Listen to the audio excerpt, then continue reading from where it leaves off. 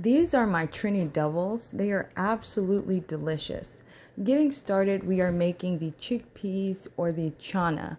I'm going to go ahead, rehydrate, and cook some chickpeas or give them a jump start in some boiling water.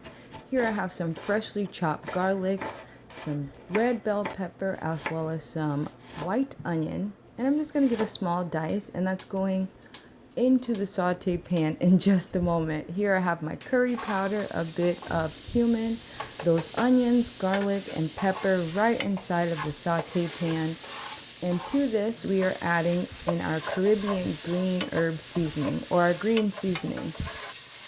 Here are those chickpeas. They've cooked down, macerated a bit, and I add them right into this base seasoning mix. Here I have some shadow bini, which is also known as culantro. Set that aside, and here we have our fresh peppers for the pepper sauce. Here is some freshly grated cucumber, and we're going to use this for our cucumber chutney. We are going to add just a bit of those fresh peppers to the chutney, as well as some of the culantro or the shadow bini. For our mango chutney, fresh mangoes into the pot with your spices, as well as a bit of water, just to help to break down the fresh mango. Cook that down, and this is what you want.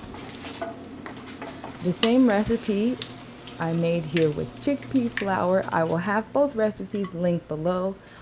Go ahead and plate up your chickpea channa. Top it with your fresh green pepper sauce, your cucumber chutney right on the side. You can add a bit of the mango chutney if you're okay with just adding that sweet aspect to it, and this is ready to serve. Full recipe down below.